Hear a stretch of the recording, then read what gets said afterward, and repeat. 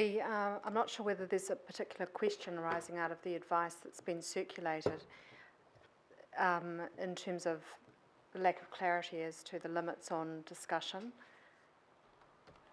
I guess I'm aware that some councillors have actually, I've wanted to have a view on things, but I've refrained from commenting. But where there is a council position, are councillors at liberty to, I don't want to point the finger at any one person, but I just want to make sure there's no inconsistencies. Well, there's certainly consistency in the advice that's been provided around exercising caution. Of course, it's, it will be the case that people can talk quite openly about the process and explaining the sequencing and what's happening. There's no issue with that. But in terms of the caution is to, for each of the members here for their protection, so that they seem to be keeping themselves open to the decision-making role, important decision-making role that they'll be carrying out in August. Councillor Fletcher, do you have a... No, I don't want to take it any further. Mr. Chairman. Councillor Quicks. Yeah, Mr. Chairman, I think that, and I don't want to be insensitive here, but I think Councillor Fletcher is referring to an op-ed piece that appeared in the Herald yesterday from the Deputy Mayor, raising issues that are clearly within the scope of the unitary plan and the decisions that we will be making over the next couple of months. And I thought that the direction from both our staff and before that on other matters from outside legal counsel was quite clear about this. So perhaps, Catherine, you might like to reiterate what you told us some time ago, and or perhaps give us some guidance on how far we can actually go, because it seemed to me that what the Deputy Mayor had in the op-ed piece, certainly I wouldn't have written anything like that, and I doubt if other councillors who are mindful of the advice that's been given to us would have made similar comments. Okay, look, I don't really want to interrogate the opinion piece of the Deputy Mayor. No, but that's I not think the issue. at a higher level, Yeah, Catherine, exactly. can you just respond at a higher level without referencing a particular councillor at this meeting or a particular piece of writing? I'll just emphasise, I mean, the advice that's come to you has attempted to provide you with quite practical details around, what you can say, what you might say in response to somebody attempting to seek your view or attempting to speak to you about their perspective on what you might do when you are here in your decision-making role. So I'll just reiterate the content of that advice, yes, but I don't think it'll be helpful for me to be drawn into in this forum a discussion of particular circumstances. I've got a question here. Councillor Wood? Yeah, well, sorry, I've got Councillor Casey, then Councillor Wood. Sorry, Councillor Wood. I wasn't aware it was the Herald opinion piece that you were referring to, Chris. Mine was about responding to, there'll be inevitable lobbying between now and August. Witness Eden Park, and that's all I'm going to say. But I'm very clear about our rules are that we just let it go. Just let it go.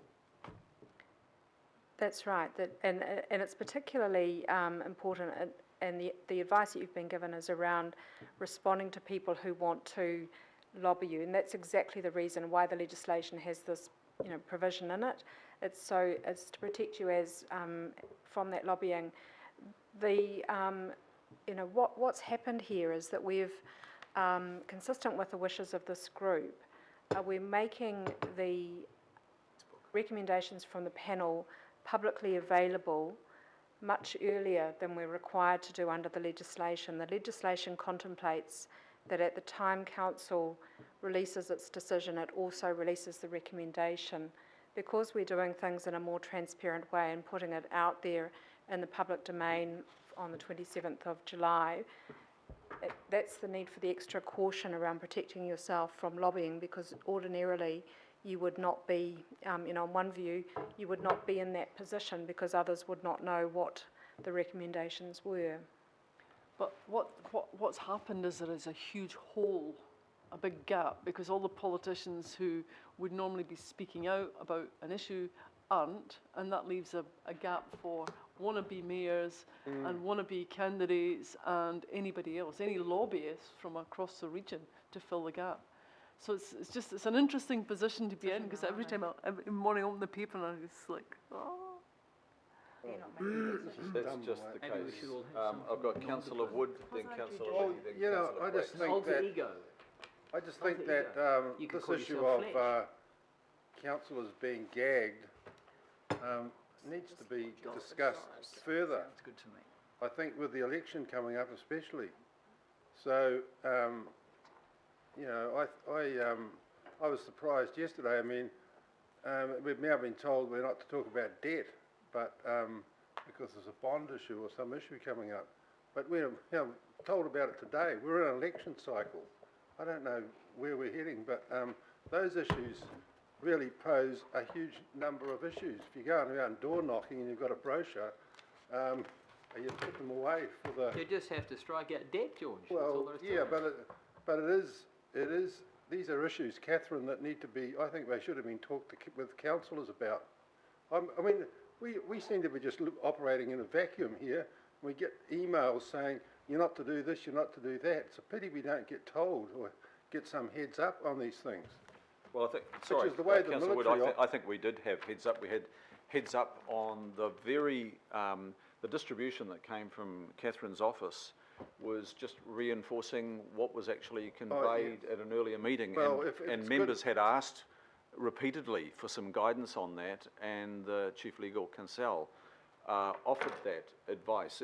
I do not interpret this as gagging, it's advice, but if you maybe don't follow the advice, there could be consequences. The Deputy Mayor's out there making statements and writing Look, op-eds. there is wasn't no talking about suggestion, zoning, she was talking about councillors, that infrastructure. there is a gagging order in place, none whatsoever. But you've received the advice, I take it as pretty clear, and you can, Okay, you can follow the advice or not, but there could be consequences. I think though, but I'm just talking in general now.